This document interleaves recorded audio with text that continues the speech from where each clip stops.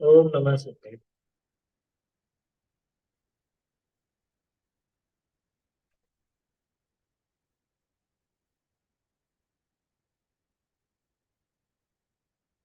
नमः श्रीवध्रमाणाय निर्धूतकलिलात्मने सालोकानां त्रिलोकानां यद्विद्यादर्पणाय ते। रत्नकरण श्रावकाचार्य ग्रंथ पर अपनी चर्चा चल रही है। और इसमें हिंसा अहिंसा के संबंध में अपन समझ रहे हैं। अहिंसाणुव्रत की बात है। व्रतों की चर्चा अपनी प्रारंभ हुई थी। पिछली चर्चा जो अपनी चली उसमें अपन ने देखा था कि गृहस्थ जीव के जीवन में अ, बहुत से ऐसे कार्य होते हैं जो वो नहीं करना चाहता पर होते हैं। नहीं चाहने पर भी होते ही हैं और वो छोड़ नहीं सकता। गृहस्थी अभी उसमें गृहस्थी में ऐसा लगा हुआ है, उसका राग अभी इतना वर्तमान है कि अभी वो चाह करके भी नहीं छोड़ पाता। तो मजबूरी के रूप में उसके वो त्रस्त जीवों का घात भी होता है, लेकिन संकल्प पूर्वक त्रस्त जीवों का घात नहीं करता। और मन वचन काय के कृत कारित अनुमोदन किसी भी प्रकार का संकल्प त्रस्त जीव को मारने का उसको नहीं होता। इसीलिए उसके ये त्रस्त हिंसा का त्याग रूप अहिंसा अणुव्रत पाया जाता। त्रस्त जीवों का घात उसके बुद्धि पूर्वक नहीं होता, संकल्प पूर्वक नहीं होता, हो जाता है क्योंकि उसका जीवन इस तरह का, चाहता नहीं है पर हो जाता है। ऐसी बात अपन देख रहे थे।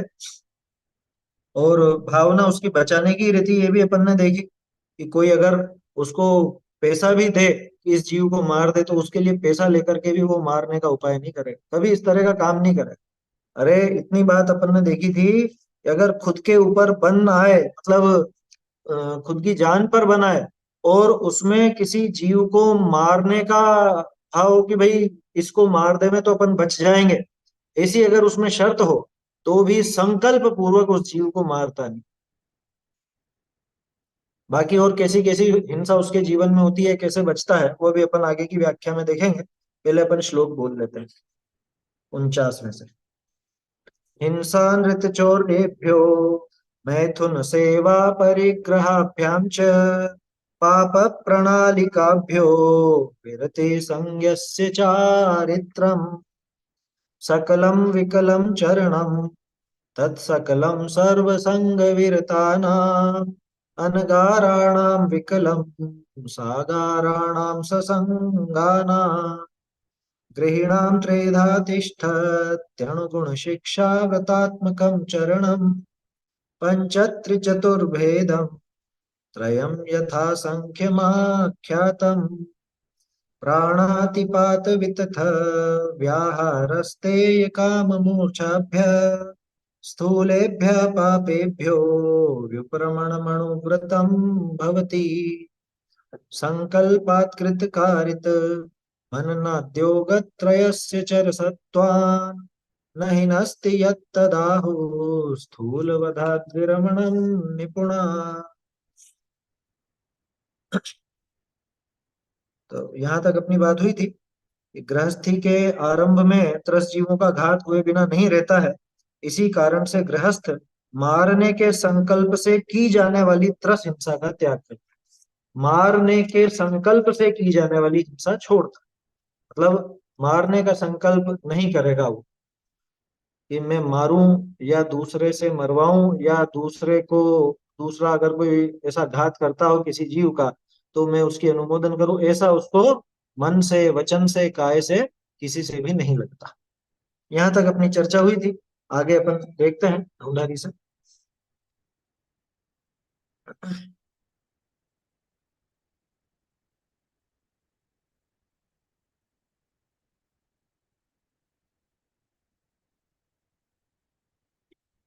ये अपना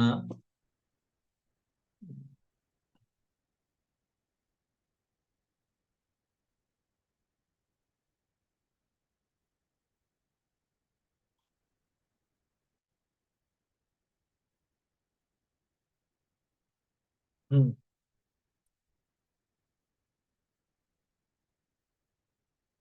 आरंभी, हाँ यहाँ से चलेगा। हिंसा का त्याग, ये हाँ ठीक है, सही जगह निशान है, यहाँ से ही पढ़ना है अपने।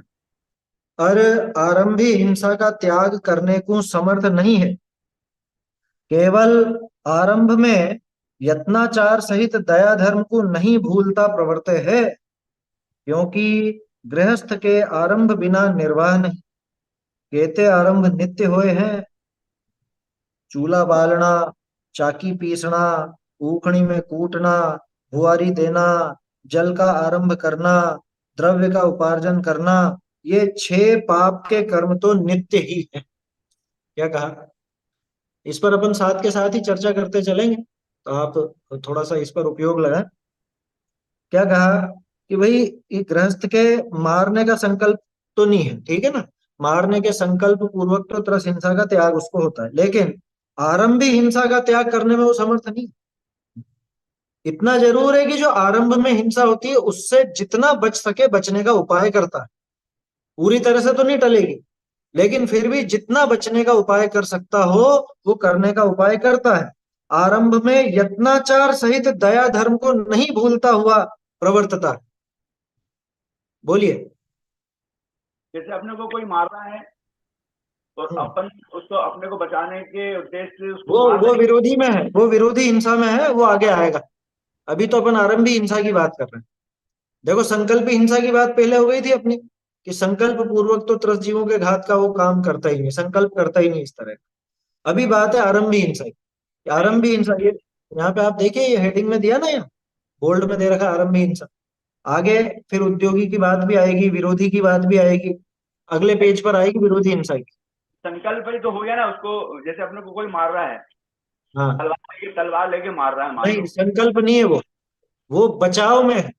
संकल्प तो इसको कहते हैं कि चलो इसको मारता हूं। सामने वाला संकल्प पूर्वक कर रहा है, जैसे पुराने जमाने में आक्रमणकारी आक्रमण करते थे, तो वो आक्रमण जो कर रहा है वो संकल्प पूर्वक कर रहा है। बचने के लिए जो हथियार चला रहा है वो तो अपने विरोध, मतलब उस आक्रमण के विरोध में चला रहा है। जैसे भारत की नीति है ना, कि आगे होकर किसी देश पर हमला नहीं करेगा, ये भारत की एक नीति।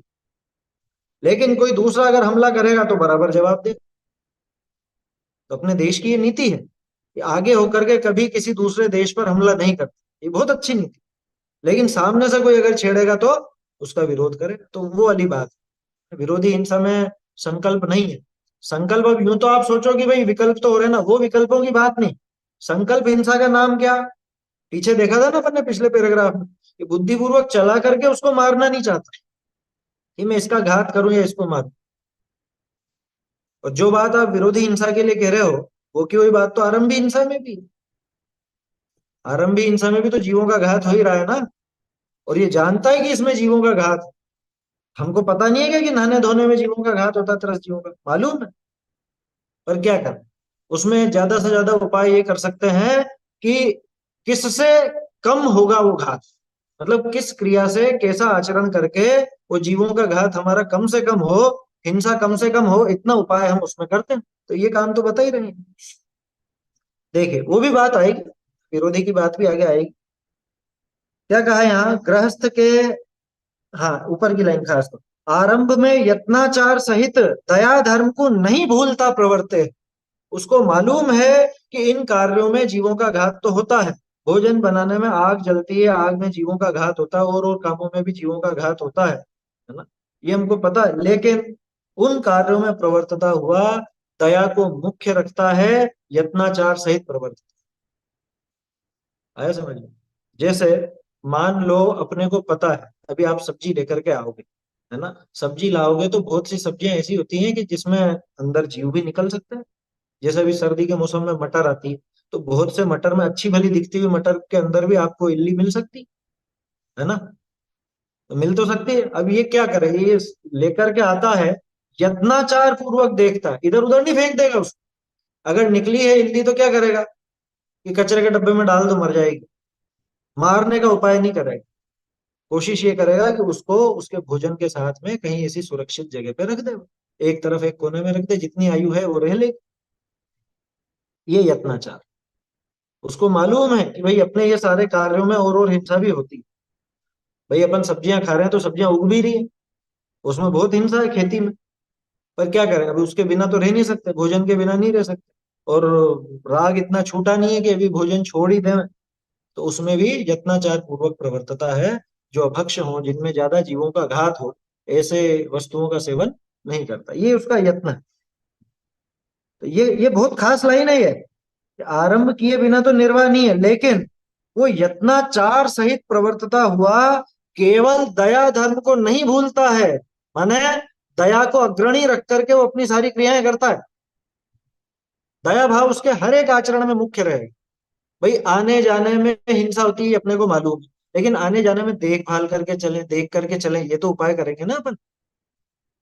इधर से उधर गमन करने में, आप मंदिर भी जाओगे तो चल के ही जाओगे, चल करके जाओगे, चलने में क्या हिंसा नहीं है, लेकिन देख करके चलेंगे हम। कोई जीव दिखेगा तो उस पर पैर नहीं रखेंगे, ये तो उपाय चलेगा ना। देखिए, अ, दया धर्म को नहीं भूलता प्रवर्त है।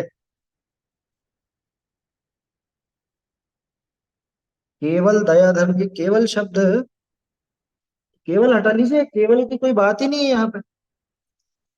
केवल दया धर्म को नहीं भूलता है, इसकी आवश्यकता नहीं है। लिखा ना है, आरंभ में प्रवर्तता है। कैसे प्रवर्तता है? यत्नाचार सहित प्रवर्तता है। उसमें भी मुख्यता गायी की रहती है दया धर्म। वो खैर यत्नाचार में शामिल है। यत्नाचार सहित प्रवर्तता है और दया धर्म को भूलता नहीं है उसमें, उस प्रवर्तन में। आगे देखो क्या कहते हैं, क्योंकि गृहस्थी के आरंभ बिना निर्वाह नहीं। तो प्रवृत्ति क्यों रहा है? कि इसलिए प्रवर्त रहा है क्योंकि उसके बिना तो उसका निर्वाह नहीं। भोजन बनाए बिना काम कैसे चलेगा, भोजन करे बिना काम कैसे चलेगा इसका, व्यापार धंधा आदि करे बिना काम कैसे चलेगा, ये सारा काम तो होना ही होना है। तो अब होना ही है तो क्या करें, कि यत्नाचार सहित प्रवर्तन, कि जिस काम से पूरी तरह नहीं बच सकते तो उस काम में यत्नाचार तो रखें। आया समझ में? जो जो कार्य हमारे दैनिक जीवन में होते हैं, सुबह उठने से रात को सोने तक सारे में लगा लेना। जैसे अभी सर्दी है, छोटा सा उदाहरण आसानी से समझ में आ जाएगा। सर्दी है, ठंड ज्यादा लगती है, तो ठंड से बचने के लिए कपड़े पहने बिना तो नहीं रहेंगे अपन। अपन अभी मुनि तो बने नहीं, तो नग्न दिगंबर तो नहीं रहेंगे, कपड़े पहनेंगे ही सही। लेकिन उसमें यत्न क्या रखें अपन? ऊनी नहीं पहनेंगे, रेशमी नहीं पहनेंगे, है ना, या जो भी आता है चमड़े वगैरह का नहीं पहनेंगे। ऐसा पहनेंगे जिससे वो ठंड भी दब जाए और हमारा मतलब जीवों का घात भी ना हो। ये उपाय तो करेंगे ना, ऐसा उपाय कर सकते। जैसे गर्म पानी से नहाते हैं, अभी बहुत से लोग नहाते हैं, बहुत से नहीं भी नहाते। तो गर्म पानी से नहाए तो क्या करें, गीजर चलाएंगे? नहीं नहीं, गीजर में तो बिना छने पानी का सीधा सीधा घात हो उन जीवों का। तो क्या करें, कि एक काम करो, या तो इंडक्शन, इंडक्शन होता है ना, उसमें छना हुआ पानी लेकर के इंडक्शन पर गर्म कर लें, या चूल्हे पर गर्म कर लें। ये उपाय तो कर सकते हैं, रोड से गर्म करते हैं बहुत से। तो पानी छान के तो काम में ले सकते हैं ना उसमें। ये यत्नाचार हो। तो देखो, आरंभिक क्रिया तो हो रही है, लेकिन यत्नाचार से। ये जीवन की बहुत बड़ी सीख है ये। अब एक प्रश्न जो मैं सोच रहा था 2-3 दिन से, किसी को होना तो चाहिए वो प्रश्न, लेकिन किसी ने पूछा नहीं, तो मैं ही आपके दिमाग में रख देता हूँ कि साहब ये सारी प्रवृत्ति तो अणुवृत्ति की बताइए, लेकिन हम अणुवृत्ति थोड़ी ना हैं? बहानेबाज व्यक्ति तो ये बहाना मार सकता है कि हम थोड़ी ना अणुवृत्ति हैं। ये सारी जो क्रिया बता रहे हैं, ये यत्नाचार की प्रवृत्ति बता रहे हैं, ये सारी तो अणुवृत्तियों की है। हम तो सामान्य गृहस्थ हैं, हम कोई अणुवृत्ति थोड़ी ना। कि भैया भले अणुवृत्ति नहीं, लेकिन जिसमें पाप नजर आया वो काम तो छोड़ने का उपाय करेंगे या नहीं करेंगे? अपन मुनिराज नहीं है, तो हमारे ईर्ष्या समिति नहीं है, तो क्या हम देख देख करके नहीं चलेंगे? भाई देख करके तो चलेंगे ही सही, क्योंकि पता है देख कर नहीं चलने में तो जीवों का घात होना ही होना, निश्चित होना है। आया समझ में? तो इसमें ये बहाना नहीं लगाना कि साहब ये तो अणुव्रतियों की क्रिया है। अरे भले अणुव्रति ये तो नियम से पालते हैं, लेकिन हम तो उसके मार्ग पर आगे बढ़ रहे हैं, और आगे हमको भी तो वैसा होना है कि नहीं होना है। तो उसके अभ्यास रूप ही सही, उसकी प्रैक्टिस के रूप में ही सही, ये सावधानी, ये यत्नाचार तो हमारे जीवन में होना ही चाहिए। आया समझ? क्योंकि मुझे पता है बहुत से प्रमादी जीव इस तरह के होते हैं, अधिकांश होते हैं। आपको भी दिखे होंगे, आपके रिश्तेदार भी कुछ इस तरह की बातें करते होंगे, कोई ना कोई तो होगा ही सही। आया समझ। कौवे सभी जगह काले ही होते हैं। तो वो तो ऐसी बात है। अब बहानेबाज को तो बहाना ही सूझता। बोलो। किसी के जैसे रात्रि भोजन का ऐसा नियम है कि ना खाएंगे ना खिलाएंगे ना रखेंगे ऐसा करके, तो हाँ। उसके जवाब में कोई ऐसे बोले, अच्छे पढ़े हुए ही मतलब शास्त्र के अध्ययन, बोले ये तो ब्रह्मचर्य प्रतिमा में होता है, अभी घर परिवार थोड़ी छूटा जो रात को नहीं रखेंगे। ब्रह्मचर्य प्रतिमा आएगी जब होएगा, इससे तुम्हारे सामने कोई मरता हुआ तड़पता रहेगा तो उसको पानी नहीं पिलाएंगे क्या? मतलब पानी की तो अलग बात हो जाती है यूं। वो हो जाती है, लेकिन ये जिसने भी कहा उससे ये कहना कि भाई मुनिराज बनेंगे तभी देख देख करके चलेंगे, है ना। उसके पहले तो देख के चल ही नहीं सकते फिर अपन। ये मुनिराज बनने के बाद ही होगा ये काम तो। देखो, ये चीज जो है ना, ये असल में ये अपने परिणामों को संभालने के लिए, अपनी कषायों को घटाने के लिए और अपनी प्रवृत्ति सुधारने के लिए ये समझना बहुत जरूरी है। और इसमें जीवों के तरह तरह के जो भाव होते हैं, लेश्या के संबंध में आप सब पढ़ेंगे समझेंगे तो उसमें मालूम पड़ेगा। लेश्या तो सभी के सभी तरह की हो सकती है। सम्यक दृष्टि के भी पूरे 6 लेश्याएं दिखती हैं, और मिथ्या दृष्टि के भी पूरी 6 लेश्याएं नजर आती हैं। तो अब जिसके जैसे भाव होते हैं उस अनुसार वैसा वो क्रिया में प्रवर्तता है। लेकिन यहाँ खास चीज ये समझने की है कि ये अणुव्रत तो भले ना हो, पर क्या इसके अभ्यास रूप हमारे जीवन में प्रवृत्ति नहीं होनी चाहिए? भाई ईर्ष्या समिति, सीधा सा उदाहरण है ना, ईर्ष्या समिति नहीं है तो क्या देख देख करके नहीं चलना चाहिए? आदान निक्षेपण समिति नहीं है तो क्या हमको देख करके रखना, देख करके उठाना नहीं चाहिए? ये अभ्यास तो अभी से बनेगा तभी जाकर के तो आगे वो काम होगा। और ये जो कह रहे हैं कि ये तो प्रतिमा में होता है रात्रि भुक्ति त्याग प्रतिमा में, वो रात्रि भोजन त्याग प्रतिमा में होता है, वो तो ये बात ठीक है, वहां नियम रूप होता है। वहां पे वो जो मरने वाली कंडीशन लगाई ना, वो वाले वहां पे घटती है, वो यहाँ पे घटित नहीं होती। यहाँ सामान्य परिस्थितियां घटित होती हैं कि हम नहीं खाएंगे, न खिलाएंगे, न बनाएंगे, न परोसेंगे। तो सामान्य दृढ़ता तो ये भी रख सकता है। अरे एक भील ही इतना नियम पाल लेता है तो हम तो जैन है ना। और ये क्यों कहते हो कि हमने अणुव्रत ले लिया? ये हमारे प्रतिमा है। प्रतिमा तो आगे होती है सम्यक दर्शन होने पर उसका अभ्यास तो पहले किया जा सकता है, उसकी कोई मना तो नहीं। आया समझ में? कि उस अभ्यास से लाभ क्या है? कि लाभ ये है कि इससे व्यर्थ के पापों से बचेगा।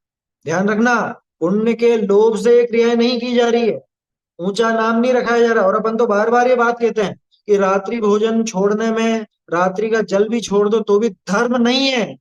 ये जो भी प्रश्न उठा ना कि रात में खाना न खाएंगे न खिलाएंगे, ये कोई धर्म नहीं है, ये पहले समझना।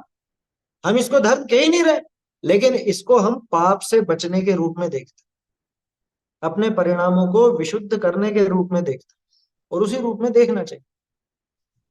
भाई परिणामों में वो विशुद्धता तो आएगी, एक पूर्व भूमिका बनेगी या नहीं बनेगी, ये वहां पर अपना विचार चलना चाहिए। ये दिमाग बिल्कुल साफ करके रखना, इन क्रियाओं में धर्म रत्ती भर भी नहीं है। ये अपन जानते हैं, अच्छे से जानते हैं। इनमें से ये जितनी क्रियाओं की बात चल रही है, यत्नाचार पूर्वक प्रवृत्ति इत्यादि, इसमें धर्म जरा भी नहीं है। लेकिन अगर यत्नाचार पूर्वक नहीं प्रवर्तते हैं तो पाप जबरदस्त है। आया समझ में? तो फिर क्या पुण्य का लोभ है? कि पुण्य का लोभ नहीं है, एक भूमिका बनाना चाह रहे हैं आगे के लिए। आया समझ में? बस स्टैंड पर बस नहीं बैठे बैठे रहने से तो बस नहीं मिलेगी, लेकिन बस स्टैंड पर जाए बिना भी नहीं मिलेगी। तो एक भूमिका है। आप बस स्टैंड पर जाते हो, इंतजार करते हो बस का, बस आती है और वहां से आप बस में बैठ जाओ तो बस की प्राप्ति बस स्टैंड से हुई कही जाती। नहीं तो बस स्टैंड पे बैठे बैठे तो किसी को बस नहीं मिलती, बैठा ही रहे, 24 घंटे वहीं बैठा रहे, बस आएगी और चली जाएगी। तो ऐसे ही यहाँ पर इन क्रियाओं से कोई सम्यक दर्शन हो जाए, धर्म हो जाए, वो बात नहीं कर रहे हैं अपन। इनमें धर्म बिल्कुल नहीं है, ये डिस्क्लेमर पहले ही लगा के रखना। तो फिल्म सीरियल वगैरह के पहले या कोई पुस्तक के पहले डिस्क्लेमर लिखा रहता है ना, इसका किसी भी उससे पात्र से संबंध नहीं, और ऐसा वैसा पता नहीं क्या क्या। तो डिस्क्लेमर पहले लगा के रखना इन सब क्रियाओं पे कि इनमें धर्म तो बिल्कुल भी नहीं। ये क्यों जरूरी है? ये बात जानना इसलिए जरूरी है क्योंकि लोग बाग इस क्रियाकांड में धर्म मान के संतुष्ट हो जाते, तो उस भूल में नहीं पड़ना। ये जो बात है, ये भाव है, ये पाप से बचने के लिए। तो क्यों बचना चाह रहे हो पाप से? इसलिए बचना चाह रहे हैं क्योंकि आगे हम जिस भूमिका की तैयारी कर रहे हैं, क्योंकि हम बारंबार ये बात करते हैं कि वह श्रावक श्रावक नहीं जिसे मुनि बनने का भाव ना है। और श्रावक आगे बढ़ने का भाव करता ही है, मोक्ष मार्ग में आगे बढ़ना चाहता है।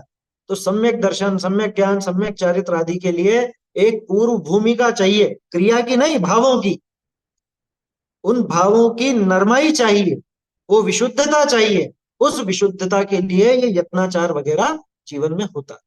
तो उसकी ये डिटेल, ये डिस्क्लेमर दिमाग में रख करके और फिर पढ़ना कुछ भी पढ़ो चरणानियों का, तब जाके तो वो सही सही गले उतरेगा। नहीं तो उसमें धर्म मान के, उसको ये भला मान के, पुण्य के लोभ में आकर के उस क्रियाकांड में उलझ के रह जाए। आया समझ में? ऐसा समझना चाहिए।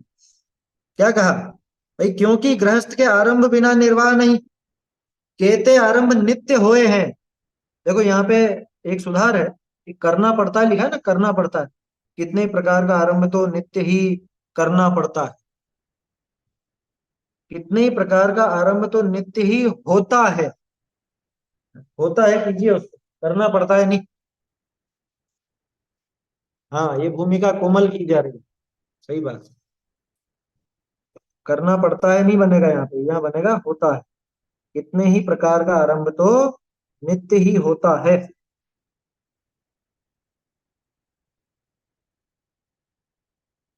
देखो कौन कौन सा आरंभ होता है, ये उस जमाने में भी होता था और आज भी होता है, बस साधन बदल गए। चूल्हा बालना, चूल्हा बालना मतलब चूल्हा जलाना। उस जमाने में लकड़ी का होता था, वो कच्चा चूल्हा देखा होगा आप लोगों ने, वो होता था। अब गैस हो गया, गैस हो गया, या आपका वो माइक्रोवेव हो गया, या इंडक्शन हो गया, या और जो भी पद्धतियां चल पड़ी हो, सोलर कुकर वगैरह है, तो चूल्हा ही। वो किसी भी रूप में जलाया जाए, बिजली से, सोलर से, या आग से, कैसे भी जलाए। चाकी पीसना, चाकी पीसना समझते ही हैं, चक्की पीसना। तो उस जमाने में चक्की थी, अब वो आपकी चक्की आ गई है, ये बिजली से चलने वाली जो रहती है। गेहूं वगैरह तो सब पीसते ही हैं। देखो एक चीज कहता हूँ, वो श्रावक अपना श्रावकाचार नहीं साध सकता जिसके घर में चक्की नहीं, ये पक्का मान के चलना। क्योंकि आप बाजार में पिसवा के या बाजार की चीजों से वो मर्यादा का ध्यान नहीं रख सकते, मर्यादित भोजन नहीं कर सकते। कि मर्यादित भोजन क्यों जरूरी है? कि मर्यादा के बाहर उसमें त्रस्त जीव पैदा होते हैं, इसलिए जरूरी है। समझ में? दूसरा, चक्की गई, दूसरा रूप आपकी मिक्सी, है ना। मिक्सी वगैरह घर में होती है, आटे मसाले वगैरह सब करते ही है ना, जो कुछ भी है। वो मैं ज्यादा नहीं समझता, लेकिन इतना जानता हूँ कि ये भोजन बनाने में मर्यादित वस्तुओं के लिए आपको घर में चक्की, ये मिक्सर ग्राइंडर जो भी कहलाता हो, वो सब होता ही है। और लगभग लगभग लगभग हर जैन के पास होता है। जिसको थोड़ा सा श्रावकाचार का, या जिसको थोड़ा सा अपने जीवन में सुधार का एक भाव आता है, वो अपने घर में चक्की आदि का प्रयोग तो करेगा ही करेगा, वो रखेगा ही सही। ये असंभव है कि वो बाहर का खाता रहे और खुद को श्रावक कहता रहे, जैन श्रावक कहे। वो बैठेगी नहीं बस, क्योंकि वो मर्यादा का नहीं बन सकता। आप कहोगे कि नहीं नहीं, हम तो टाइम से टाइम वहां पे बाहर जाके पिसवा के ले आते हैं। अरे उसकी चक्की में कब साफ हुई है, कितना पुराना आटा लगा हुआ है, वो उसकी क्या मर्यादा है, वो आपकी मर्यादा खत्म हो जाएगी। जैसे आपने पानी छाना, और पानी छान करके किसी ने उसमें थोड़ा सा पानी बिना छना डाल दिया, तो ये बताओ उसकी मर्यादा क्या रही? दो ऑप्शन है अपने पास, कि या तो वो जो बिना छना पानी था वो भी छना हुआ कहला गया, और या फिर जितना भी पानी छना हुआ था वो भी सारा बिना छना हो गया। क्या है? सारा का सारा बिना छना हो गया। बस वैसा ही चक्की में समझ लेना ना। बाहर की जो चक्की है, आटा चक्की बाहर में चलती है, उसकी दिन भर चलती है, रोज चलती है, और वो सफाई जब भी करता होगा तब करता होगा। या सफाई भी करता होगा तो वो आपकी तरह होशियारी से सफाई नहीं करेगा, उसका तो व्यापार है, उसको मर्यादा से कोई लेना देना नहीं। बाजार की चक्की वाले को मर्यादा से क्या लेना देना है?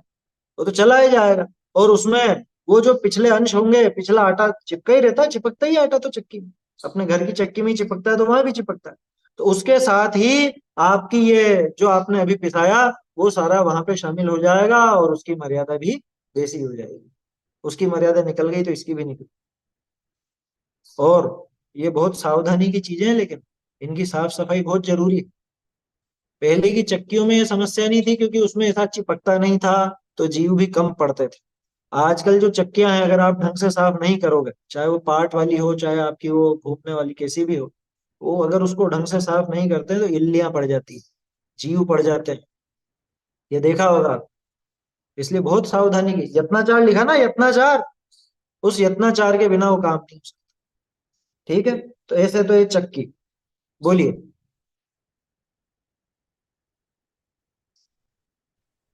पंडित जी, तो हम्म। ये अमेरिका में रहना पड़ रहा है हमें, तो यहाँ आटे की सुविधा नहीं है, तो गेहूं वगैरह नहीं मिलते, तो हमने तो आटे ही छोड़ दिया आजीवन के लिए, दाल चावल ही खाते हैं। तो हाँ, जी बताया था। जी, तो भाई मतलब जितना पर विकल्प पंडित जी, जैसे सुविधा। हम तो अपना निभाते, पर परिवार के लोग तो बाहर का खाते हैं, तो उसमें हमें दोष तो नहीं लगेगा ना। परिवार इसमें तो आपको बाहर क्या का आटा। दोष है? भाई जी परिवार के दोस्त, आप थोड़ा बढ़ावा दे रहे हो उनको। जी, बस मतलब उन आप लोग नियम बढ़ावा नहीं संयम दे रहे नहीं हो। करते, तो बाहर का आटा खाते, पिसा पिसाया वो लोग, तो उसमें दूसरे हम दोषी तो जीव नहीं होंगे। से, दूसरे जीव के भावों से हमें कोई फर्क नहीं पड़ता। उनका दोष उनको लगेगा। हम, हाँ, अगर हम उनका अनुमोदन करते हो, अगर हम उनको बढ़ावा देते हो तो हम दोषी। लेकिन जी अगर आप उसका अनुमोदन नहीं करते, उसको बढ़ावा नहीं देते, बल्कि मना ही करते हो, जी, मर्यादा हम की नहीं प्रेरणा करते। देते हो, तो आपको उसका क्या दोष है? ये बाहर तो अपन कम से कम देखते हैं, मैदा ऐदा पुराणों में मत आप लाओ, पढ़ेंगे। मैदा वगैरह तो बहुत खराब रहती है, तो वो हाँ, तो और भी पुराणों में ज्यादा। आपने देखा ही है कि परिवार जन्म में, कि पिता तो कैसा और बेटा कैसा। किसी कहानी में पिता तो मोक्ष जा रहा है और पुत्र नरक जा रहा है, किसी कहानी में पिता नरक जा रहा है, पुत्र मोक्ष जा रहा है। ये सब अपन ने देखा है पुराणों के अंदर। तो प्रत्येक जी जीव अपने अपने कर्मों का फल, अपने अपने भावों का फल ही भोगता है, अपने हिसाब से कर्म बांधता है। उनका दोष आपको नहीं है। अच्छा, एक बात बहुत बड़ी है जो इन्होंने कही, आप सबको प्रेरणा लेनी चाहिए, कि वहां व्यवस्था नहीं बन रही है तो उनने वो आटा ही छोड़ दिया। मतलब ये आटा आटा चक्की काम भी नहीं है, करता। सब है हमारे पास, घर की आटा चक्की खरीदी, पर वो गेहूं वेहूं नहीं मिलते यहाँ पे ढंग के, और सुखो नहीं सकते, धो नहीं सकते, क्योंकि कोई बैकयार्ड यार्ड नहीं रहता है, तो वो सब गंदगी रहती है और सब, तो क्यों, इसलिए छत फिर होती होगी ना, थोड़ी। छत पर सुखा सकते हैं, छत नहीं, में छत क्या नहीं दिक्कत? होती पंडित जी, यहाँ पे आंगन होता है, और आंगन में तो कोई पीछे भी कोई सामान रख सकते हैं, थोड़ा बहुत धूप आती है, और आगे तो रखी अलाउ नहीं रहता घर के सामने कुछ भी, तो छत नहीं रहती यहाँ जी। एक बात कहूँ, ऐसी जगह जाना पसंद ही क्यों करा, ऐसी जगह पंडित जी, रहना अब तो पछता रहे हैं बहुत हम, और चाहिए। पहले अकल नहीं थी ना, तो आ गए विदेश जी देखिए, इनसे सीख ले लीजिए, किसी को अगर विदेश जाने का भाव हो जी हाँ, तो आप बिल्कुल नहीं आना इनसे चाहिए जानकारी ले लीजिए कि भैया, अपना अपना घर सबसे अच्छा। आया समझ में? अपन उत्तम देश में रह रहे हैं, जहाँ आपको गेहूं नहीं मिल रहे हैं, जहाँ आप अपने पसंद का काम नहीं कर सकते हो, यत्नाचार से नहीं रह सकते हो, ऐसी जगह रहने में क्या लाभ? हालांकि इन्होंने बहुत अच्छा रास्ता निकाला और आगे पंडित जी। छोड़ और दिया। घर के सामने जो घास रहती है ना, वो जब घास वाले काटते हैं तो इतना तो जी दुखता है कि हम क्या बताएं, कुछ कर नहीं सकते, क्योंकि यहाँ कानून है, काटनी पड़ती है घास, तो हाँ, जो मैंने आते हैं सुना घास है था कि वाले, वहाँ उतने इंच की रखनी पड़ती है। एक आए थे, वो तो छोड़ के कभी आ अगर गए। झूठ साच बोल के बोल दो कि नहीं काटना है आज, तो फिर वो लड़ने आ जाते हैं कि एचओ वाले, कि नहीं तुमने क्यों नहीं कटवाई घास आज, जैसे 8 14 से अपना मन हुआ आज ना काटो भैया, नहीं हाँ, मानते वो जी, वो दुख होता है, पर तो अब मजबूरी। अनार्य देश इसीलिए कहलाते हैं क्या? इसीलिए ये अनार्य देश कहलाता है। आया समझ में? भाई, जहाँ धर्म का साधन नहीं हो ना, वहाँ रहना नहीं चाहिए। फिर भी अब आपकी तो मजबूरी है, आप वहाँ परिवार के साथ में फंसे हुए हो तो रहते हो, है ना, उसमें मुझे ज्यादा कुछ नहीं कहना। लेकिन इससे अपने को ये शिक्षा मिलती है, एक तो जो लोगों को विदेश का बहुत चस्का रहता है, वो भैया दिमाग से निकाल दे। क्या दम है वहां पे, जहाँ धर्म नहीं सध सके, जहाँ पे आपको नित्य देव दर्शन नहीं मिल सके, जहाँ पे आप आपका धार्मिक कार्य नहीं कर सको, जहाँ पे आप आपका भोजन, अपना मन चाहा भोजन अपने ढंग का मर्यादा का नहीं कर सको, इसी जगह क्या करना जाए? कोई उल्टा पंडित जी, पैसे देवे मंदिर ना। है, पर श्वेतांबर दिगंबर दोनों मूर्तियां रहती हैं, आँख खुले भगवान की भी रहती हैं, और अपने भगवान की भी रहती हैं, तो ऐसा मंदिर रहेगा एक यहाँ पे, तो वो अपन तो तो दिगंबर ना के मेरे दर्शन को, करते हैं विदेशों में बस सब आँख। बहुत गड़बड़ है, जी बहुत गड़बड़ है वहां तो। वो तो साक्षात अवमानना है, क्या, जिनेंद्र भगवान की अवमानना है। जैसे उदयों के साथ में देव नहीं बैठते, वैसी बात है वहां तो। लेकिन अब मैं ज्यादा एक क्या मूर्ति कहूँ। श्वेतांबर की, एक मूर्ति दिगंबर की, ऐसे रखते हैं हाँ, ध्यान है मुझे वो, जी। लेकिन ऐसी जगह जाना ही नहीं भैया, सीधी बात यह है। ठीक है, देखो अपन तो विषय पर आए वापस से। तो ये चीजें यत्नाचार की अपने को ध्यान रखनी चाहिए। चूल्हा हो गया, चक्की हो गई, ऊखणी में कूटना। ऊखणी यानी ओखली। पहले ओखलियां चलती थी, वो कूटते थे। अब आजकल कूटने वूटने का तो काम ही नहीं है, बाजार से मसाले सीधे के सीधे खरीद लाते हैं। ये कूटने का काम अपना वही मिक्सर वगैरह कर देता है। खरल भी रखते हैं बहुत से लोग, जैसे रोज का रोज थोड़ा बहुत कुछ कूटना पीसना हो तो वो भी रहती है ना। जानते हैं सभी जन। भुआरी देना। हाँ, बुआरी देना का मतलब बुहारा देना, झाड़ू पोंछा इत्यादि। वो साफ सफाई का जो प्रयोजन है वो उससे होता है। अब उसमें भी तरह तरह की चीजें हैं। आपका वो क्या बोलते हैं उसको, ये क्या होता है अपना ये वाइपर वगैरह तो है ही सही, इसके अलावा ये यूरेका फोर्ब्स का आता है ना वो वैक्यूम क्लीनर। और वैक्यूम क्लीनर आप चलाओगे और इधर उधर करोगे, झाड़ू पोंछा सब उससे होगा। उसमें सावधानी भैया जितनी बन सके सावधानी रहनी चाहिए। किसी जीव का घात नहीं हो, ये अपने को विचार करके रहना चाहिए। देखो एक चीज है, जितनी भी मशीनी चीजें हैं ना उनमें सावधानी की आवश्यकता ज्यादा है, बहुत ज्यादा। जैसे चक्की का अपन ने उदाहरण देखा कि पुरानी की चक्की में वो दिक्कत नहीं होती थी। क्यों नहीं होती थी? कि पार्ट अलग निकाल के रख देते थे, धुल जाते थे, साफ हो जाता था, सब छुट्टी, जीव नहीं पड़ते थे।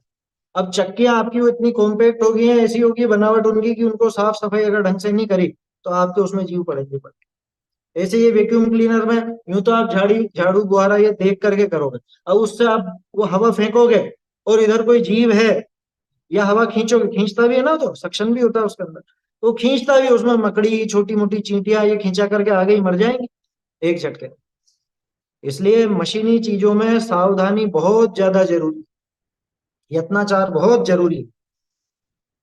बुआरी देना, जल का आरंभ करना। जल का आरंभ तो पूछो ही मत। जल का आरंभ तो कैसा कि पहले होता था पानी छान करके लाते थे कुएं से। कुएं से भरते थे और फिर भरने के बाद उसको छानते थे, छना हुआ लेकर के आते। फिर घर पे भी जो भी छन्ने से छानना हो वो सब किया करते थे। अब कुएं तो रहे नहीं और सरकारी पाइपलाइनें बिछ गई। आपके घर पे भी वो सरकारी नल का पानी आता है और वो सारा आता है ना। ये सब चीजें होती, उसमें भी भाई इतनी तो सावधानी रखें कि छना हुआ पानी काम में लें। नल से जब पानी निकले तो नल में ही आप छन्ना लगाइए, उसके अलावा एक और बड़ा छन्ना लगा के लीजिए पानी। कोई दिक्कत थोड़ी ना उसको। हमारी टंकियां भरती है मोटरों से। जमाना यही हो गया, क्या करो, पाइपलाइन का पानी आता है सीधे सीधे ऊपर चढ़ नहीं सकता टंकी, तो मोटर लगानी पड़ती। उस मोटर में सारा बिना छना पानी ऊपर जाता है। ये अपने जीवन का एक क्या कहें अभी अनिवार्य पाप जैसा हो गया। अनिवार्य तो भी नहीं कहना चाहिए, खींचने वाले तो अभी भी कुएं से खींच करके लाते हैं। लेकिन आप कह सकते हो कि कुएं से भी तो बिना छना खींच रहे तो उसमें भी तो हिंसा है। ये उसमें वो रफ्तार नहीं है और वो उतना पानी नहीं है जितना आप खींच रहे हो। आप कितना खींचो, और यहाँ मोटर से तो धनाधन आए जा रहा है आए जा रहा है। और फिर लोग बाग ध्यान नहीं रखते, टंकी भर गई, अब ढुल रहा है पानी, बहे जा रहा है, कोई ध्यान नहीं रखता। जबकि साधन है उसके। वो आजकल वो छोटी सी एक मशीन आती है, अलार्म आता है, आपकी टंकी में उसका वो तार डाल दिया जाता है और वो बोलती है कि भाई टंकी भर गई है, मोटर बंद कीजिए, तो मोटर बंद कर लो आप। लेकिन किसको परवाह, ढुलता है तो ढुलता रहे, बिना छना पानी कितना ढुलता है। जल का आरंभ श्रावक जीवन में बहुत जबरदस्त हो चुका है आज के जमाने। उसके अलावा पहले तो भर के रखते थे और पानी उसमें से ले लेकर के छान के काम में लेते थे। अब आपका पानी रहता है टंकी में और उसकी पाइपलाइन पूरे घर में बिछी हुई। उस पाइपलाइन में कहाँ कहाँ पानी कैसे कैसे जा रहा है। गीजर में बिना छना जा रहा है, गीजर चलाएंगे उसमें बिना छना जाता है। ठीक है। और उसके अलावा और किस किस चीज में लगाते हैं, बहुत सा आजकल तो ऑटोमेटिक वॉशिंग मशीन भी है, वो सीधे ही उसमें जुड़ा रहता है। ऑटोमेटिक वहां से चालू किया, बिना छना पानी सब उसमें आएगा। और भी जाने कितनी चीजें हैं, कितने उदाहरण लो। आप अपने घर में खुद देखिए कि हम किस किस रूप में पानी वापरते हैं। और उस पानी का इस्तेमाल आपको फ्लश में, कमोड के फ्लश में, आरओ, पानी पीने में आरओ लगाते हैं। आरओ अपने काम में लेने लायक नहीं है, ये समझ लेना। कि श्राव का चार मेरे आगे रखा है, इसके आधार पर मैं ये बात कर रहा हूं आपसे। आरओ का पानी पीने लायक भी नहीं, स्वास्थ्य की दृष्टि से भी नहीं, और जीव दया की दृष्टि से भी नहीं। स्वास्थ्य की दृष्टि से तो इसलिए नहीं क्योंकि आरओ का पानी निरंतर पीने वालों का शरीर फिर वो दूसरे पानी का अभ्यस्त नहीं रहता, वो बीमार ज्यादा पड़ता है, दूसरी जगह का पानी पीते ही बीमार पड़ता है। उनको फिर वही फिल्टर, वो क्या बोलते हैं, मिनरल पानी ही चलता है, फिर मिनरल वाटर ही चलता है। ठीक है, ये तो स्वास्थ्य की पंडित जी, दृष्टि से बता दिया आपको। वॉशिंग मशीन में तो गर्म पानी ऑटोमेटिक आता है, तो उसको पाप से तो बच ही नहीं सकते, तो फिर मतलब पूरे खरे कपड़े अपन ही धो रहे तो अपन अकेले को पाप लगेगा फिर। वही तो कह रहा हूँ मैं, भाई वॉशिंग मशीन वगैरह जो ऑटोमेटिक है, आप ऊपर से पानी डालो ना, भाई छान के बाल्टी भर के पानी डाल दो। वैसे नहीं आप चलती है डायरेक्ट क्यों पंडित जी, जोड़ते हैं नल नहीं में उसको? चलती वो। भाई जैसे वैसे मशीन तो अब हमारे भी, लेकिन हमने तो आज तक नल में नहीं लगाया उसको, बाल्टी से भर के पानी डाल दो, अच्छा ना वो पानी। देखो, वो प्रमाद और वो चीजें तो अपने को छोड़नी पड़ेगी। अगर ये जीव दया यत्नाचार की बात है ना, तो यत्नाचार से रहना है तो थोड़ी मेहनत तो लगेगी।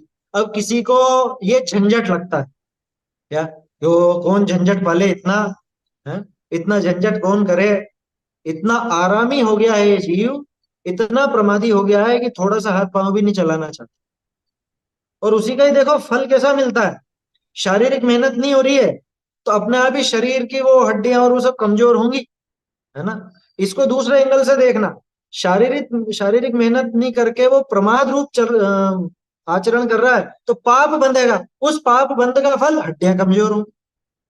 ये जुड़ गई ना दोनों चीजें आपस में।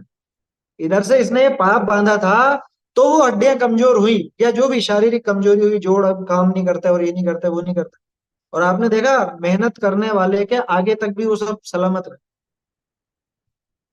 तो ये दोनों चीजें आपस में जुड़ जाती है, इधर तो हमारा प्रमाद रूप आचरण होता है, फलस्वरूप पाप बनता है, दूसरी तरफ शरीर की तरफ से देखें तो शारीरिक क्रिया बराबर होती नहीं है, तो वो जोड़ और हड्डियां वो सब काम करना धीरे धीरे बंद कर देती है। देखो यत्नाचार तो हमको रखना पड़ेगा।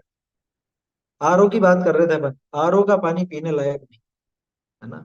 आरओ में एक तो जाता है बिना छना, वो सीधा आपके टंकी से जुड़ा रहता है, बिना छना जाता है। उसके बाद उसकी प्रोसेस में ऐसा बताते हैं शायद 30% यानी 70%, कितना तो फालतू वेस्टेज निकलता है, शायद 70% वेस्ट निकलता है और 30% काम में आता है। हाँ? अब बहुत से लोग क्या कहते हैं, हम तो दूसरी चीजों में काम में ले लेते हैं उसको, पानी डालने में, साफ सफाई में, पोंछे में, इसमें काम में ले लेते हैं, कि भाई कैसे भी काम में लेते हो, वो सारी की सारी प्रोसेसिंग उस बिना छने पानी की हुई है, वो सारे जीवों का घात वहां पर हुआ है, ये विचार करना। तो फिर क्या करें, पानी तो बहुत खराब आता है, गंदा आता है, कि फिल्टर लगाओ ना, फिल्टर लगा सकते हो आप, फिल्टर भी तो आता है, आरओ की जरूरत थोड़ी ना। फिल्टर में आप छने हुए पानी को फिल्टर कर सकते हैं, दो तरह के आते हैं उसमें भी, है ना। ये तो देखो अपने ऊपर है, अपन कितना सावधानी रखते हैं, कितना हम बचना चाहते हैं उससे।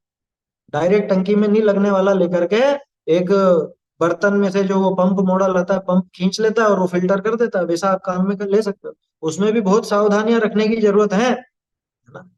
कि पहले का भी पानी पड़ा होगा या कुछ होगा, बिना छना पहले का होगा, तो वो सब हटा करके देखो, यत्नाचार पूरा रखना पड़ा है। मैंने कहा ना, मशीनों के सहारे चलने में तो यत्नाचार डबल चाहिए, क्योंकि मशीन इंसान की तरह नहीं, आप सोच विचार करके सारा काम करोगे, वहां सोच विचार की गुंजाइश नहीं।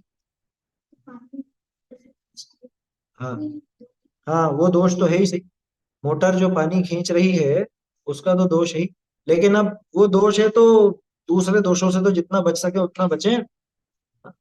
चाहे आप वो सरकारी नल लो, चाहे आप वो आपके घर में बोरिंग कराओ, बोरिंग कराना वो समझते हैं ना, होल करवाते हैं और वो उसमें से पानी लेते हैं, ट्यूबवेल वगैरह लगवाते हैं, तो पानी तो सब मशीनों के द्वारा खींच रहा है वहां से। तो मशीनों के द्वारा जहाँ पे पानी खींच रहा है, तो मोटर के द्वारा खींच रहा है, वहां पे जीवों का घात बहुत है। और उतना अपने जीवन में अब हो ही रहा है, तो कम से कम दूसरी जगह तो अपन सावधानी रख ले में। क्योंकि ऐसा नहीं है कि बस अभी जीवों का घात हो गया तो अब कोई जीव ही नहीं बचे उसमें, अरे उसमें तो निरंतर जीव पैदा होंगे। आपकी जो पानी की टंकी है उसमें तो पानी जाने के वो अंतर मुहूर्त बाद यूं ही पैदा होने लग जाएंगे, आप छना हुआ भी डालोगे तो अंतर मुहूर्त बाद होने लगते। तो जब भी अपन काम में लेवे, तो अपन छान करके काम में ले, सिर्फ पीने में नहीं, ध्यान रखना, पीने में ही नहीं बल्कि आपके बाथरूम में, लेटरिन में, वॉश एरिया में, डिश वॉशर वगैरह और जो भी चीजें हैं उन सब में, इसमें पानी छना हुआ ही काम में लेना चाहिए। तो कहने का अर्थ यह है, जल का आरंभ ये भी गृहस्थ जीव के दैनिक क्रिया में होता ही होता है, पाया ही जाता है। और उससे बचने के लिए जितना बच सको, जितना यत्नाचार पूर्वक प्रवृत्ति कर सको, करना चाहिए। क्या लिखा है ये? बाजार की चक्की में जो कपड़ा लगा रहता है वो कभी धोया भी जाता है क्या? हाँ, नहीं धोया जाएगा। क्यों धोया जाएगा? वो क्यों धोने लगा? उसको तो व्यापार करने से मतलब है, उसको सामान बेचना, उसको आपकी शुद्धता से कोई लेना देना नहीं। बोलो। जैसे किसी व्यक्ति का बाहरी श्रावकाचार तो बहुत स्ट्रांग है, हम्म। तो सच्चे देव शास्त्र गुरु की वो के बारे में यदि कोई कुछ कह कर रहा है, कुछ कर रहा है, वहां कुछ विरोधी प्रकट नहीं कर रहा है, चाहे जहां मत्था टेक रहा है, उसका उसका क्या मतलब? वो श्रावकाचार किस काम का? जहां अभी देवशास्त्र गुरु का ही ठिकाना नहीं, वो श्रावकाचार का आधार क्या है? भाई श्रावकाचार का आधार तो देवशास्त्र गुरु ही है ना, यहीं से तो बात मालूम चली है। अगर वो हर कहीं पे माथा टेकता है, हर कहीं पे सिर झुकाता है, हर किसी को देवशास्त्र गुरु का स्थान दे देता है, उस जीव के श्रावकाचार की पहली सीढ़ी गड़बड़। देखो, समंत भद्र स्वामी ने श्रावकाचार लिखा है ना, ये श्रावक का आचरण तो अब जाके आ रहा है। सबसे पहले क्या दिखाया? सबसे पहले देवशास्त्र गुरु की श्रद्धा ही दिखाई, सबसे पहले। मैं इसी ग्रंथ की बात कर रहा हूं। जैसे अभी क्या है, वो मंगलाचरण में कुंद कुंद देव का नाम हटाया ना, तो एक स्ट्रांग श्रावकाचार जिनका है उनसे मैंने चर्चा करी, तो उनको कोई पीड़ा ही नहीं हुई। तो नहीं हो गया वो तो, उनका क्या कहें अब। देखो, जिसको भी देवशास्त्र गुरु के संबंध में दृढ़ता नहीं है, उस व्यक्ति का काय का श्रावकाचार, वो कोरा पुण्य का लोभी है, या उसने उस क्रियाकांड में धर्म मान लिया। जो अपन ने शुरू में डिस्क्लेमर की बात करी थी ना, वो डिस्क्लेमर नहीं समझ पाया।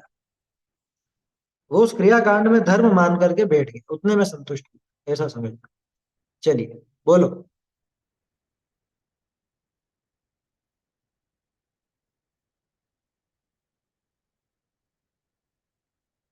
बोलो, रेज हैंड है ये।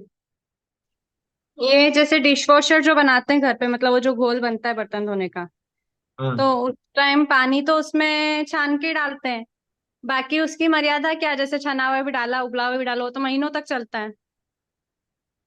देखो उसके अंदर ऐसा है कि पानी है तो पानी की तो मर्यादा खत्म हो जाती है। केमिकल वाला जो आता है, वो केमिकलों से जो बनता है, उसकी तो मर्यादा का क्या कहें, वो तो जैसा है वैसा है। बाजार से भी आता है या कुछ भी आता है, क्योंकि घर पे जो आप बनाओगे, बिना केमिकल का बनाओगे तो वो ज्यादा चलेगा नहीं, उसमें तो फफूंद वगैरह लगने की संभावना रहेगी, खराब हो जाएगा। वो केमिकल वाला आता है, वही टिकता है लंबा, है ना। तो उसकी मर्यादा का अपने को पता नहीं है, बाकी फिर भी घर पे जो बनाते हैं वो लिक्विड रहता है, उसमें केमिकल की मात्रा रहती है, और जब जब काम में लेना होता वो पानी मिलाया जाता है। हमेशा तो कोई पानी मिला हुआ रहता नहीं उसके अंदर। तो वो तो एक वो उसको साफ करने का साधन है, बर्तन वगैरह धोने का साधन है वो। उसमें भी विचार करना चाहिए, है ना। ऐसी वस्तुओं का इस्तेमाल नहीं करें कि जिसमें जीवों का ज्यादा घात होता हो। पानी मिलाकर तो यहाँ घर पे बनाते हैं, वहां से पानी मिला के थोड़ा बनता है वो तो यहाँ घर पे उसका वो केमिकल लेकर के, और फिर जितना अपने को चाहिए थोड़ी देर, थोड़े दिनों के लिए वो पानी डाल के बनाते हैं। उसमें विचार करना क्या है। देखो, डिश वॉशर एक तो मशीन रहती है, उस मशीन की बात नहीं है ये तो केमिकल की बात है जिससे बर्तन धुल रहे हैं। तो ये पांच चीजें समझ में आई, इनको पांच सूना भी बोलते हैं। आपने कहीं पे सुना होगा पंच सूना, तो ये पांच सूना का कौन कौन से? बिल्कुल बेसिक है ये चूल्हा, चक्की, ओखली, बुहारी, परिंडा। परिंडा माने वो जल का काम। तो परिंडा तो पीने के पानी के ही काम में आता है, लेकिन ये जल का तो पूरे घर में ही काम आता है। तो ये पांच कार्य तो पंच सूना कार्य कहलाते हैं, जो श्रावक के नित्य के होते हैं। मतलब गृहस्थी के ये पांच आरंभ तो फिक्स है, इनके बिना घर होगा नहीं, इनके बिना घर चलेगा नहीं, ये होगा निश्चित रूप से होगा। छठा एक कार्य और बता रहे हैं, द्रव्य का उपार्जन करना। द्रव्य का उपार्जन माने रुपए पैसे कमाना, क्योंकि गृहस्थी उस द्रव्य से चलती। पहले भले कैसा भी सिस्टम रहा हो, लेकिन सैकड़ों हजारों वर्षों से तो ये रुपए पैसे का ही सिस्टम है। उस रुपए पैसे के बदले में ही अपना सामान आता है, खाना पीना भी उसी से आता है, ओढ़ना पहनना भी उसी से आता है, घर की ये सब क्रियाएं भी उसी से होती। तो हाँ, धन के बिना ये पंच सूना कार्य भी नहीं होते। तो ये छह पाप के कर्म तो नित्य ही हैं। अभी ध्यान रखना, ये जो छठा है ना, ये आरंभी हिंसा में आ भी जाए नहीं भी आए, नहीं भी आए, क्यों कह रहा हूं, क्योंकि उद्योगी हिंसा में शामिल हो जाए। बाकी ये 5 तो आरंभी हिंसा है ही सही। क्या ये जो 5 सुना कार्य जिन पर अपन ने चर्चा की, ये तो आरंभी हिंसा में शामिल है। और ये जो छठा है उद्योग, धन कमाना, धन के लिए उद्योग करना, ठीक है ना, द्रव्य का उपार्जन करना, तो ये द्रव्य का उपार्जन करना उस उद्योगी हिंसा में जाएगा। देखो, द्रव्य का उपार्जन करना उद्योगी हिंसा नहीं है। द्रव्य का उपार्जन किस प्रकार से किया जा रहा है, किस उद्योग से किया जा रहा है, उसमें होने वाली हिंसा वो उद्योगी हिंसा है। धन कमाना तो ये एक गृहस्थ का कार्य है। देखिए, समय तो हो गया अपना, इस पे चर्चा ज्यादा हो गई। खैर, ये समझना भी जरूरी था क्योंकि डेली की चीजें हैं ये। एक पैराग्राफ और पढ़ लेते हैं, ये छोटा पैराग्राफ। बहुरी केतेक और हु नित्य भी, और कदाचित अन्य कारणांतर ते हु आरंभ बहुत है। और भी नित्य के और दूसरे दूसरे किसी भी कारण से आरंभ हो जाता। नित्य के तो दिख ही रहे, किसी कारण से कैसे, कि कोई मेहमान आ गए, कभी कोई ऐसी विशेष परिस्थिति बन गई, कुछ विशेष काम आ गया, तो विशेष होता। अपने पुत्र पुत्री का विवाह करना, जाएगा बनावना, जाएगा मतलब जगह, कोई ऐसा स्थान अपना, घर वगैरह। लीपना, धोना, झाड़ना होए ही। रात्रि गमन आदि आरंभ करना, धातु का, पाषाण का, काष्ठ का आरंभ करना। शैया आसन बिछावना उठावना, पात्र पसारना। एक मिनट, पात्र का क्या किया है यहाँ पे, अच्छा पांव लिखा है इन्होंने, ये पांव नहीं आएगा यहाँ, तो पात्र ही आएगा। पात्र का पसारना, समेटना।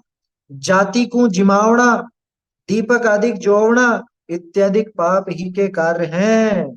तथा गाड़ी रथ ऊपर चढ़ी चालना, हस्ती, घोड़ा, ऊंट, बलद इत्यादि ऊपर ही चढ़ी चालना, गाय भैंस इत्यादि राखना, तिनमें त्रस जीवनी का घात होए ही। तथा जिन मंदिर करावना, दान को देना, पूजन कराना करना, इनमें हु आरंभ है। तो कैसे त्रस हिंसा का त्याग होए, ये तो अगला प्रश्न है। देखो, ये पैराग्राफ भी काम का है। नहीं, पाव नहीं, वो पात्र है, क्योंकि वस्तुएं, कोई भी वस्तुओं को फैलाना, समेटना, उठाना, ये सब है। वो शैया आसन तो आ ही गया, ये पांव के स्थान पे पात्र कर लीजिए एक तो। और एक और सुधार है, जो करना पड़ते हैं, करना पड़ते लिखे ना, करना पड़ते, करना पड़ते हैं नहीं, होते रहते कर लीजिए उसको, है ना, होते रहते हैं। तो क्या कहा है यहाँ पे, कि कितने ही अनेक प्रकार के अन्य आरंभ, दूसरे आरंभ भी हैं जो कि गृहस्थ दशा में दिखते हैं, वो हमेशा होते ही रहे। जैसे अभी रोशनी की कमी है तो बिजली भी जलाएंगे अपन। ये आ गया ना इसमें, ये दीपक जलाना भी इसमें आ गया। दीपक उस जमाने की बात थी, आज के जमाने में लाइट जलाना, पंखा चलाना, ये चीजें ले लेना, है ना। ये दीपक जलाना वो आरती के लिए नहीं, ये रोशनी के लिए। ध्यान में रखना, ये उस जमाने की बात है जब वो बिजली वगैरह नहीं थी, करंट नहीं था। तो अनेक कारणों से नित्य ही अपने आरंभ होते रहते हैं। जैसे बच्चे बच्ची हैं तो उनकी शादी ब्याह भी होगी, घर वगैरह का निर्माण भी होगा, घर बनाया है तो रख रखाव में साफ सफाई भी होगी, है ना। ये लीपना धोना, ये सब पहले लिपा पोती चलती थी ज्यादा। आंगन होते थे तो आंगन को लीपते थे, अब तो आंगन रहे नहीं, अब तो गोटा स्टोन है, मार्बल है, टाइलें हैं, ये सब चीजें हैं। तो उनका भी जो भी विधि होती है वो सब होती है। रात्रि गमन करना, कभी कभी रात में जाना भी पड़ जाए मान लो। अथवा धातु पाषाण काष्ठ आदि का सामान बनवाना, ये सब चीजें होती है ना, फर्नीचर बनवा रहे हैं, कभी अलमारी बनवा रहे हैं, ये यहाँ से हटा दो, ये यहाँ बनवा दो। तोड़ फोड़ भी होती है मकान में, अपने हिसाब से मॉडिफाई कुछ ना कुछ करते रहते हैं। तो ये सब होता है। शैया आसन बिछाना, उठाना, रोज के काम है। तो चादर को सोते समय ओढ़ते हैं, सुबह उसको उठाते हैं, समेटते हैं। ऐसे ही और वस्तुएं, दिन भर का सारा फैलारा, महिलाएं ज्यादा समझती हैं। ये घर के बर्तन हैं, धुलेंगे तो उनको सुखाने के लिए फैलाओगे भी सही, फिर समेटोगे भी सही, ठिकाने भी रखोगे, ये सारे काम रोज के ही हैं। समाज को जिमनवार कराना, जाति को जिमावना लिखा ना। अब समाज मतलब कोई जरूरी नहीं पूरा ही समाज, रिश्तेदार आदि भी। कोई रिश्तेदार है, किन्हीं की नई शादी हुई है तो उनको खाने में बुलाओगे, अपने कोई मिलने वाले हैं तो वो भी आएंगे। तो अतिरिक्त हुई ना हिंसा उनके निमित्त से, उनके निमित्त से वो आरंभ अतिरिक्त होगा ही होगा। कोई मेहमान घर पे आ रहा है तो मेहमान के लिए भले रोज आप मिठाई नहीं खाते हो तो उस दिन तो मिठाई विशेष बनेगी, है ना। उस दिन तो कुछ मीठा नमकीन होगा ही सही, कोई विशेष आयोजन होगा, कुछ ना कुछ बात होगी। तो ऐसी सब चीजें होती हैं।